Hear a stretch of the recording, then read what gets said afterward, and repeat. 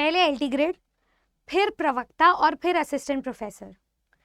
उत्तर प्रदेश शिक्षा सेवा चयन आयोग का तो पता नहीं, लेकिन जिस गति से उत्तर प्रदेश लोक सेवा आयोग अपनी भर्ती प्रक्रिया को कंडक्ट करवा रहे हैं, ऐसा लग तो यही रहा है कि वो 1 साल के अंदर अपनी जो प्रारंभिक परीक्षा है वो कंडक्ट जरूर करवा के रहेंगे। और ऐसा मैं नहीं, आज की अखबार कह रही है। तो क्या कहती है आज की अखबार, और साथ में हर एक एग्जाम को लेकर के आपको समझने की क्या है जरूरत, ये हम इस वीडियो के माध्यम से शेयर करेंगे। तो आप सभी का स्वागत करती हूँ आपके अपने परिवार टीचर्स अड्डा टीजीटी पीजीटीआरआर 24/7 पर। मेरा नाम निधि अरोरा है और इस अखबार के तहत इनका ये कहना है कि उत्तर प्रदेश एलटी ग्रेड में 7 साल बाद भर्ती प्रक्रिया आई है। 2018 के बाद 2025 में पहले पद ज्यादा थे, 10,768 थे, ठीक है। फिर उसके बाद 68 थे और फिर अब आपको जो पद देखने को मिल रहे हैं वो है 7466। पदों की संख्या कम मिल रही है, विषय उतने ही है, लेकिन पैटर्न चेंज होता हुआ दिखाई दे रहा है। एप्लीकेशन प्रक्रिया इनकी समाप्त हो चुकी है। आपका जो एग्जाम है वो प्री प्लस मेंस में विभाजित है और उन्होंने बोला क्योंकि सबसे पहली भर्ती की अनाउंसमेंट एलटी ग्रेड की हुई थी, तो इनकी जो प्रारंभिक परीक्षा की तिथि है उसको जल्द ही अनाउंस करेंगे, वो भी इसी साल। क्या होगी वो डेट्स, मैं आप लोगों से जानना चाहूंगी। दूसरी बात इन्होंने कही, उत्तर प्रदेश में जो जीआईसी प्रवक्ता है उनकी भर्ती भी 5 साल में आ रही है, 2020 के बाद अब आ रही है। 1518 पदों पर भर्तियां हैं, सब्जेक्ट्स उतने ही हैं। एप्लीकेशन में अगर हम देखें तो लास्ट डेट है आपकी 12 दिसंबर, तो आज 9 दिसंबर है, 3 दिन में समाप्त हो जाएगी। फटाफट से फॉर्म फिल कर लीजिए। इस बार जो एग्जाम है वो प्री प्लस मेंस में होगा, प्रारंभिक और मुख्य ये 2 श्रेणियां होंगी। पिछली बार भी ऐसा ही हुआ था एग्जाम, और ये बोला जा रहा है कि 2026 में कहीं ना कहीं शुरुआत में इसका एग्जाम ले लेंगे। तीसरी जो न्यूज है वो ये कह रहे हैं कि अब यूपी में असिस्टेंट प्रोफेसर के पोस्ट पर भी भर्ती निकाली गई है। तो ये जो भर्ती है ये 2025 में अभी आई है। 1253 आपके पद हैं। एप्लीकेशन फॉर्म की जो प्रक्रिया है उसकी अंतिम तिथि है 6 अक्टूबर। और इस बार बहुत बड़ा, इनफैक्ट सबसे बड़ा बदलाव ही असिस्टेंट प्रोफेसर की पोस्ट पे देखने को मिल रहा है, क्योंकि आपको ना सिर्फ प्री मिल रहा है बल्कि मेंस में भी पेपर है और उसके बाद इंटरव्यू भी है। तो सबसे ज्यादा समय इस भर्ती को पूरा करने में लग जाएगा। असिस्टेंट प्रोफेसर की पोस्ट है, कोई हल्के में तो है नहीं। और इसमें भी जो अंदाजा है, अनुमान लगाया हुआ है, वो 2026 में इसका एग्जाम कंडक्ट करवाएंगे। इन तीनों को मिलाकर बोला गया है कि तीनों भर्तियों का जो प्रारंभिक स्तर है वो 1 साल में कंप्लीट करवा देंगे। तो आज हम 9 सितंबर को खड़े हैं, अगले 9 सितंबर तक इनका ये मानना है कि एलटी ग्रेड का जो प्रारंभिक परीक्षा है, जीआईसी की प्रारंभिक परीक्षा और जो असिस्टेंट प्रोफेसर की प्रारंभिक परीक्षा है वो 1 साल में संपन्न हो जाएगी। और साथ ही साथ में आप ये देखिए कि जीआईसी की पोस्ट बाद में आई, फिर असिस्टेंट प्रोफेसर की आई, तो सितंबर के मंथ तक तो आप ये मान के चलिए कि एलटी ग्रेड का जो हमारा दूसरा श्रेणी है मुख्य एग्जाम, वो भी आपका कंडक्ट हो चुका होगा। अब इसके अलावा कुछ और भी कह रही है आपकी न्यूज इसके साथ साथ ये कह रही है कि निरीक्षक के 2 पद हैं, उनमें सीधी भर्ती देखने को मिल रही है और ये मंगलवार को डिसीजन लिया गया है। साथ ही साथ में प्रोफेसर के 3 पद हैं, वो पद कौन से हैं, होम्योपैथिक चिकित्सा महाविद्यालयों के लिए ये पद हैं, उसमें भी सीधी भर्ती हो रही है और उसके लिए जो इंटरव्यू है उसमें बुलाया गया है इन 3 पदों के लिए सितंबर के तीसरे हफ्ते में। तो ये 2 अच्छी खबर भी है और उसके ऊपर ये 3 अच्छी खबरें हैं, चेरी ऑन टॉप पॉइंट्स हैं। मेरा आपको ये न्यूज तक पहुंचाने के पीछे ऑब्जेक्टिव एक ही है कि उत्तर प्रदेश शिक्षा सेवा चयन आयोग भले ही ढिलाई दे रहा है, हमें कहीं ना कहीं स्पीड पकड़ता हुआ दिखाई दे रहा है उत्तर प्रदेश लोक सेवा आयोग। इसके पीछे का कारण ये है कि जब स्टूडेंट्स एक तरफ कोर्ट कचहरी के चक्कर लगा रहे हैं कि टेट की मान्यता को अनिवार्य किया जाए, ठीक है, इन सारे स्टूडेंट्स में और डिग्रीज भी ऐड किया जाए, एलटी ग्रेड के फॉर्म फिलिंग में कोई बदलाव नहीं हुआ, ना ही इनकी नियमावली में कोई बदलाव हुआ, ना ही इसमें बदलाव हुआ।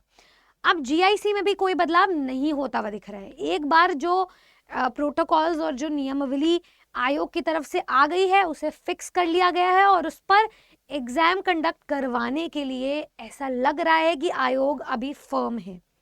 अब उसमें उनका चाहे किसी भी प्रकार से बेनिफिट क्यों ना हो, इवेंचुअली यहाँ पर ये जो हमारी जीआईसी और एलटी ग्रेड की पोस्ट है इसमें जो नंबर ऑफ सिलेक्शंस है वो ज्यादा हो सकते हैं।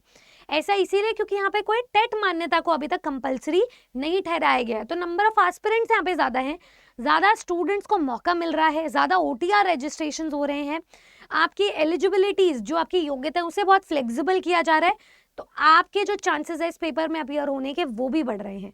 तो सिलेक्शन के क्यों ना बढ़े, बस एक छोटी सी चूक यहाँ पर हमें दिखाई दे रही है कि इन सभी भर्तियों में आपको ये जो 6 से 7 साल बाद भर्तियां दिखाई दे रही हैं, इनका पैटर्न पूरी तरह से बदल गया है। अब आप सोचिए कि 2018 का पेपर था और अब पहली बार एग्जाम हो रहा है, हमारे पास एक ही प्रीवियस ईयर क्वेश्चन है रेफरेंस के लिए, वो भी किसी काम का नहीं है क्योंकि पेपर पूरी तरीके से बदल चुका है, उसका पैटर्न, उसकी वेटेज, उसके सिलेबस, वो सिलेबस भले ही सेम है लेकिन बाकी सब चीज़ों में हमें ओवरऑल बदलाव देखने को मिला है।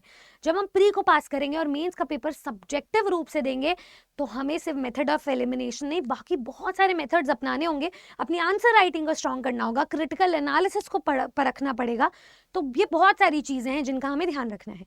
तो अगर आयोग की तरफ से एक निर्देश आ चुका है कि 1 साल के अंदर अंदर ये प्रारंभिक परीक्षाओं को तीनों पोस्ट्स के लिए संपन्न करवाएंगे, आपका भी कर्तव्य बनता है कि अपनी तैयारी में, अपनी पढ़ाई में कोई भी ढिलाई ना दी जाए, क्योंकि अगर 1 साल के अंदर अंदर आपका वो एक भी मौका चला गया तो आप में से 90% स्टूडेंट्स या तो वो होंगे जो ओवर एज हो चुके हैं, या तो वो होंगे जिनका आखिरी चांस है, या तो वो होंगे जो इस डिग्री में शायद अगली बार लाए ही ना करें। हो सकता है अगली बार नियमावली बदल जाए, या फिर वो भी हो सकते हैं जो अगली बार अपीयर हो, प्री भले पास कर ले, फिर मेंस में रह जाए, क्योंकि किस्मत का कुछ नहीं आप कह सकते, आपके हाथ में अभी वो किस्मत है क्योंकि आयोग की तरफ से ला कर दी गई है, आपको उसे यूटिलाइज करना है। और इन सभी में से चाहे वो कितने पद क्यों ना हो, 7466 हो, 1518 हो, 1253 हो, आपको तो एक ही सीट फिक्स करनी है। अपनी योग्यता को आज ही जांचें और तैयारी, अपनी जिस भी सब्जेक्ट की आप तैयारी कर रहे हैं ना, उसके सब्जेक्ट पर मास्टरी होल्ड करें, उसके जनरल पेपर पर मास्टरी होल्ड करें, GIC का पेपर दे रहे हो तो हिंदी ऐसे की प्रैक्टिस करना शुरू करें। तो तैयारी के लिए मैं आपको एक बेस्ट सोल्यूशन बता देती हूँ, इंडस्ट्री में ऐसी कोई टीम नहीं है जो सभी सब्जेक्ट्स पर आज की डेट में आपको तैयारी प्रोवाइड करवाए, आपको एक्सेसिबिलिटी दे। तो जो भी स्टूडेंट सिर्फ ये सोच के आते हैं कि ये तो कोर्स बेचने आए हैं, अगर टीचर्स को यहाँ पर पूरा भरोसा है कि उनके दिए हुए कंटेंट से, उनके पढ़ाने के तरीके से स्टूडेंट्स का एग्जाम क्रैक हो सकता है, तो ये ज्ञान मैं अवश्य आप लोगों के साथ बांटना चाहूँगी। तो जो भी स्टूडेंट आज तैयारी कर रहे हैं और उत्तर प्रदेश लोक सेवा आयोग के ये तीनों एग्जाम्स में से तीनों या किसी भी एक एग्जाम को क्रैक करके एक पद फिक्स करना चाहते हैं, वो आज ही दिए गए नंबर पे कॉल करें, नीचे एक नंबर आपको दिख रहा होगा, आपके जैसे ही काउंसलर्स हैं जो आप तक पहुंचेंगे, आपको पर्सनली गाइड करेंगे और आपको सभी सब्जेक्ट्स के बारे में बताएंगे। और आप डिस्काउंट के लिए ये कूपन कोड है, किसी भी बैच में एनरोल करने के लिए ये डिस्काउंटेड कूपन कोड है, ये अप्लाई करना ना भूले। चलिए मैं आपसे बस इजाजत लेती हूँ, हमारे बैचेस शुरू हो चुके हैं, संगम 2.0 बैच भी फुल होने जा रहा है, उससे पहले कि इसमें कोई जगह ना बचे और टीचर्स की जो कैपेबिलिटी है आप उन्हें यूटिलाइज कर सकें। मैं सभी से रिक्वेस्ट करूंगी कि आप जल्द से जल्द हमारे बैचेस में एनरोल करें, आज उसका हिस्सा बने और तैयारी को शुरू करें। मैं अपनी जो बैचेस में क्लास है वो दोपहर को 12 बजे लेती हूँ। Thank you so much. ऐसी और वीडियोस के लिए सब्सक्राइब करें आपके और हमारे अपने परिवार टीचर्स अदाइन TGT PGT RR 24/7 को। मैं मिलूंगी आपसे नेक्स्ट वीडियो में। अंत करने से पहले, जाने से पहले बस आपसे जानना चाहूंगी कि आप किस एग्जाम को लेकर के सबसे ज्यादा सीरियस हो और आपकी अकॉर्डिंग योग्यता क्या होनी चाहिए एग्जाम के लिए, एक एस्पिरेंट की प्रतिभा क्या होनी चाहिए। Good luck.